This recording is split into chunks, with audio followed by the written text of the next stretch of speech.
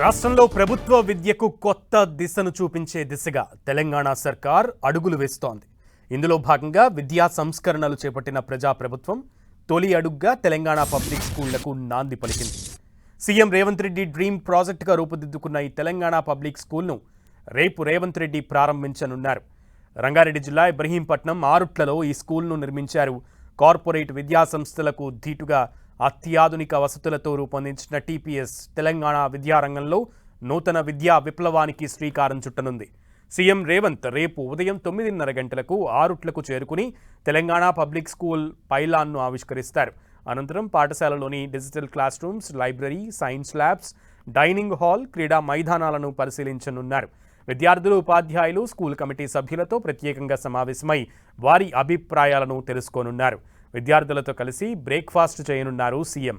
Corporate విద్యా సంస్థలకు ధీటుగా ప్రభుత్వ విద్యను అందుబాటులో ఉంచాలనే లక్ష్యంతో సీఎం రేవంత్ రెడ్డి తెలంగాణ పబ్లిక్ స్కూల్కు శ్రీకారం చుట్టారు. ఇక్కడ నర్సరీ నుంచి ఇంటర్మీడియట్ వరకు అంతర్జాతీయ ప్రమాణాలతో విద్యను అందిస్తారు. అంతేకాదు విద్యతో పాటు క్రీడలు, సాంస్కృతిక కార్యక్రమాలు, వ్యక్తిత్వ వికాసానికి సమాన ప్రాధాన్యం కల్పిస్తారు. అలాగే ఇక్కడ చదివే విద్యార్థులకు ఉచిత బస్సు సౌకర్యం, టిఫిన్, లంచ్, సాయంత్రం స్నాక్స్ అందించనున్నారు. ఇంగ్లీష్ మీడియంలోనే విద్యాబోధన జరగనుంది. కార్పొరేట్ పాఠశాలలను తలదన్నేలా ఆరుట్ల తెలంగాణ పబ్లిక్ స్కూల్ వాతావరణం కనిపిస్తోంది. ఆధునిక వసతులు, డిజిటల్ క్లాస్ రూమ్స్, విద్యార్థులకు విశాలమైన ప్లేగ్రౌండ్స్, ల్యాబ్స్, గాలి వెలుతురు పుష్కలంగా ఉండే తరగతి గదులు, లైబ్రరీ, జిమ్, డైనింగ్ హాల్స్తో పాటు cricket, football, volleyball, kho kho, kabaddi, tennis, carroms వంటి ప్రతి క్రీడకు సంబంధించిన మైదానాలు ఏర్పాటు చేశారు. ఆయా క్రీడలకు ప్రత్యేక శిక్షకులను కూడా విద్యార్థులకు అందుబాటులో ఉంచారు. తల్లిదండ్రుల నుంచి పెరుగుతున్న డిమాండ్ను తట్టుకోలేకనే నో అడ్మిషన్ బోర్డు పెట్టాల్సిన పరిస్థితి టీపీఎస్లో నెలకొంది.